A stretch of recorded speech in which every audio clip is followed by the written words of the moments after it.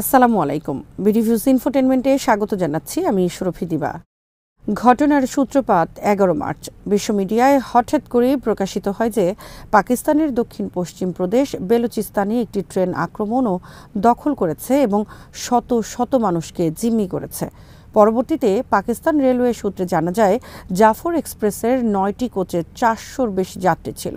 ট্রেনটি প্রাদেশিক রাজধানী কোয়েটা থেকে উত্তরাঞ্চলীয় শহর পেশোয়ারের দিকে যাচ্ছিল, তখনই তা আক্রমণের শিকার হয়। এরপর রুদ্ধশ্বাস দুদিনের অভিযান শেষে পাকিস্তানি সেনাবাহিনী এই ঘটনার সমাপ্তি টানতে সক্ষম হয়। ঘটনার বিস্তারিত থাকছে এবারের প্রতিবেদনে।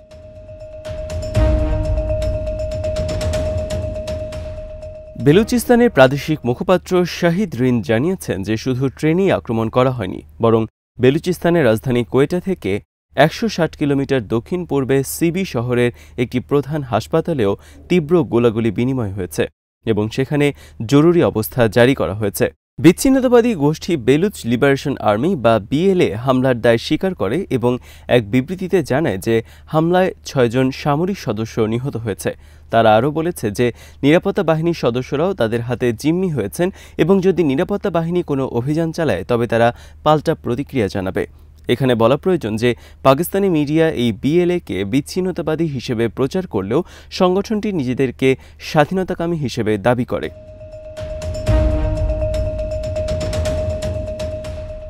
যে রুটে চলাচলকারী ট্রেন আক্রমণ করে এর যাত্রীদের জিম্মি করা হয় সেই রুটটি 1600 কিলোমিটার বা 994 মাইল দীর্ঘ। কোয়েটা থেকে পেশোয়ার পর্যন্ত ট্রেন যাত্রা শেষ হতে 30 ঘন্টারও বেশি সময় লাগে এবং এতে 30টিরও বেশি স্টপেজ রয়েছে। খনিজ ও প্রাকৃতিক সম্পদে সমৃদ্ধ বেলুচিস্তান প্রদেশটিকে ঘিরে রয়েছে দীর্ঘ কয়েক দশক ধরে সরকার ও জাতিগত বেলুচ বিচ্ছিন্নতাবাদীদের মধ্যে সংঘর্ষ চলছে। বিএলএ পাকিস্তান থেকে স্বাধীনতা দাবি করেছে। সাম্প্রতিক বছরগুলোতে চীন পাকিস্তান অর্থনৈতিক করিডোর বা সিপিইসি নামক $62 বিলিয়ন উন্নয়ন প্রকল্পে কর্মরত চীনা নাগরিক ও চীন স্বার্থের ওপরও হামলার ঘটনা ঘটেছে। পাকিস্তান সেনাবাহিনী এসব তৎপরতা বন্ধে একাধিকবার অভিযান পরিচালনা করলেও বিএলএ এবং অন্যান্য গোষ্ঠীর হামলা অব্যাহত রয়েছে।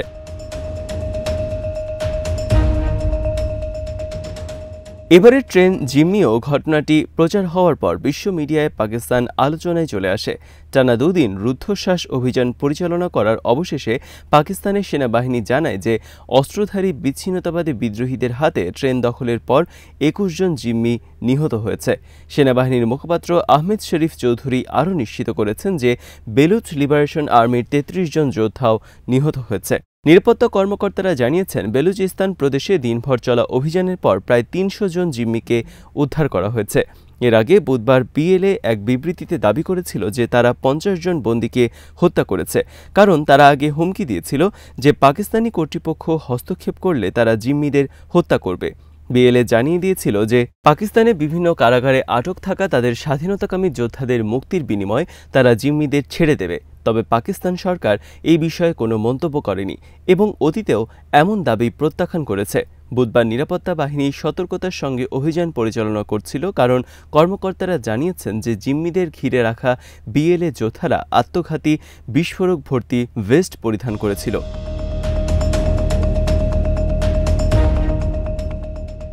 পাকিস্তান সেনাবাহিনী অভিযান পরিচালনার সিদ্ধান্ত নিলেও তাদেরকে খুবই সতর্কতার সাথে অভিযান পরিচালনা করতে হয় যাতে করে নারী ও শিশুদের কোনো ক্ষতি না হয়। পাকিস্তানি বাহিনীকে দুর্গম অঞ্চলে হেলিকপ্টারের মাধ্যমেও সহায়তা প্রদান করা হয়। পাকিস্তান সরকার বিএলএর এই জিম্মি করার ঘটনাকে সন্ত্রাসী কর্মকাণ্ড হিসেবে অভিহিত করেছিলেন। কোয়েটায় কর্মরত এএফপির একজন সাংবাদিক জানিয়েছেন, জিম্মি ঘটনার অবসান ঘটার পর তিনি ঘটনাস্থল থেকে 140টি খালি কফিন ট্রেনে নিয়ে যেতে দেখেছেন। আলোচিত জাফর এক্সপ্রেস নামের ওই ট্রেনে সেদিন 400-র বেশি যাত্রী ছিল। মঙ্গলবার বেলুচিস্তানের অশান্ত বলান জেলায় একটি টানেলে প্রবেশ করার সময় ট্রেনটি দখল করা হয়।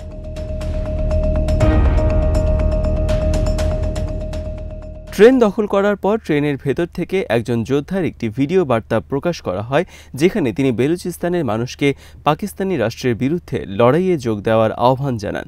টেলিগ্রাম পোস্টে করা এক ভিডিও বার্তায় তিনি বলেন, কমরেডরা, তোমাদের জন্য, এই মাতৃভূমির জন্য নিজেদের রক্ত ঝরাচ্ছে।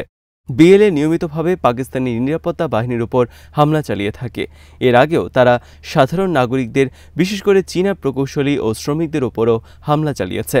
পাকিস্তান বর্তমানে চীনের বহু সংখ্যক শ্রমিক ও প্রকৌশলীরা কাজ করছেন, যাদের অনেকেই বেইজিংয়ের মাল্টি-বিলিয়ন ডলারের বেল্ট অ্যান্ড রোড ইনিশিয়েটিভের অংশ হিসেবে বেলুচিস্তানে বন্দর ও বিমানবন্দর সহ গুরুত্বপূর্ণ অবকাঠামো নির্মাণে কাজ করছেন।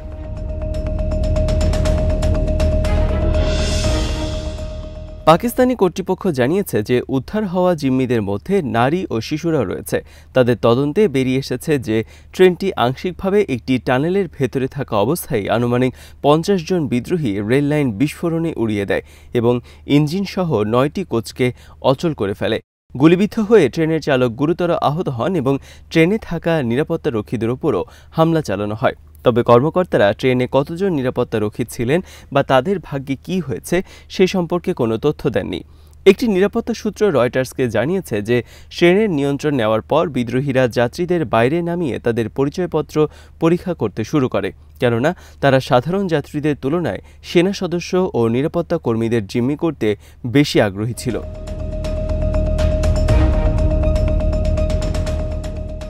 উদ্ধারকৃত যাত্রীদের বুধবার নিজ শহরে পাঠানো হয় এবং আহতদের বেলুচিস্তানের মাছ জেলায় বিভিন্ন হাসপাতালে চিকিৎসা দেওয়া হচ্ছে।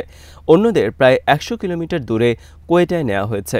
ঘটনার পর পাকিস্তান রেলওয়ে পাঞ্জাব ও সিন্ধু থেকে বেলুচিস্তানের সব ট্রেন চলাচল স্থগিত করে দেয়। জানানো হয়, যতক্ষণ না নিরাপত্তা সংস্থাগুলো অঞ্চলটিকে নিরাপদ বলে ঘোষণা করে ততক্ষণ এই ট্রেন চলাচল স্থগিত থাকবে। একই সাথে পরিস্থিতি উন্নত ও নিরাপদ করার জন্য সরকারের তরফ থেকে কাজ করা হচ্ছে বলেও স্থানীয় গণমাধ্যমগুলো জানায়।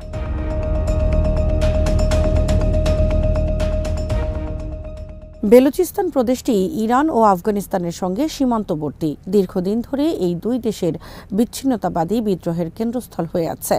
বিদ্রোহীরা অঞ্চলটির জন্য বেশি স্বায়ত্তশাসন এবং প্রাকৃতিক সম্পদের বৃহত্তর অংশ দাবি করে আসছে। তবে প্রধান বিদ্রোহীগুলো পাকিস্তান ও ইরানে কেন্দ্রীভূত। ইরান পাকিস্তান সীমান্তের উভয় পাশে চলমান বিদ্রোহ উভয় দেশের জন্যই মাথা ব্যথার কারণ হয়ে উঠেছে। পাকিস্তান ও ইরান পরস্পরকে সন্দেহ করে যে তারা হয় বিদ্রোহী গোষ্ঠীগুলোকে সমর্থন দিচ্ছে, নয়তো তাদের কার্যক্রম সহ্য করছে।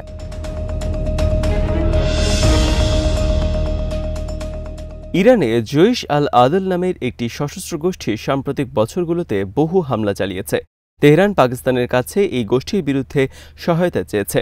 ঠিক একইভাবে আবার পাকিস্তানও চাইছে যাতে ইরান বেলুচ লিবারেশন আর্মি বা বিএলএ যোদ্ধাদের আশ্রয় না দেয়। গত বছরের জানুয়ারিতে পাকিস্তান ও ইরান পরস্পরের সীমান্ত এলাকায় বিদ্রোহীদের লক্ষ্য করে পাল্টাপাল্টি বিমান হামলা চালায়, যেখানে অন্তত ১১ জন নিহত হয়। তবে দুই দেশ দ্রুত আলোচনা চালিয়ে পরিস্থিতি শান্ত করে।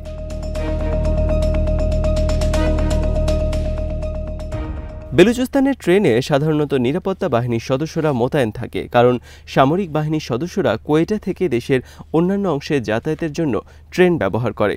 এর আগেও বিদ্রোহীরা ট্রেনে হামলা চালিয়েছে, তবে তারা কখনোই পুরো ট্রেন ছিনতাই করতে পারেনি। গত নভেম্বর মাসে কোয়েটার একটি ট্রেন স্টেশনে বিচ্ছিন্নতাবাদীদের আত্মঘাতী বোমা হামলায় ২৬ জন নিহত হয়। পাকিস্তানি কর্তৃপক্ষ ও বিশ্লেষকদের অনুমান বিএলএর প্রায় ৩,০০০ যোদ্ধা রয়েছে। তবে কিছু বিশ্লেষক মনে করছেন এই ট্রেন হামলা এবং এতে বেসামরিক নাগরিকদের টার্গেট করা তাদের জন্য হিতের বিপরীত হতে পারে। পাকিস্তান এখন দাবি করছে যে বেলুচিস্তানের ভেতরে পাকিস্তান সেনাবাহিনীর বিরুদ্ধে কার্যকর হামলা চালাতে ব্যর্থ হওয়ার পর বিএলএ এখন সামরিক বাহিনীর বদলে নিরস্ত্র বেসামরিক নাগরিকদের আক্রমণের টার্গেট বানাচ্ছে।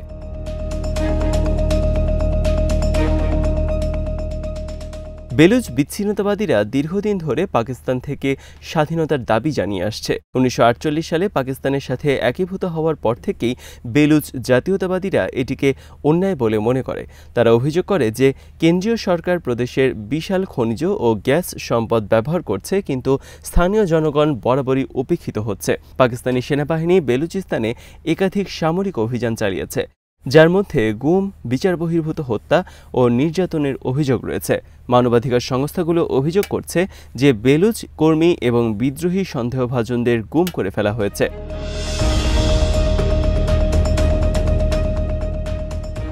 চীন পাকিস্তান অর্থনৈতিক করিডোর বা সিপিইসির বেলুচিস্তানের গোয়াদর বন্দরকে কেন্দ্র করে গড়ে উঠেছে, যা বেলুচ বিদ্রোহীদের জন্য উদ্বেগের কারণ। পাকিস্তানি সেনাবাহিনীর বেলুচিস্তানের নিরাপত্তা ব্যবস্থা জোরদার করেছে, তবে বিদ্রোহীরা নতুন কৌশল অবলম্বন করছে। বেলুচ জনগণের মধ্যে পাকিস্তান সরকারের প্রতি অসন্তোষ ক্রমাগতই বাড়ছে। এই পরিস্থিতিতে সিপিইসি প্রকল্প ও বিদেশি বিনিয়োগের ভবিষ্যৎ ঝুঁকিতে রয়েছে। যদি রাজনৈতিক সংলাপ ও উন্নয়ন কার্যক্রম না বাড়ে, তবে এই সংকট আরও দীর্ঘস্থায়ী হতে পারে।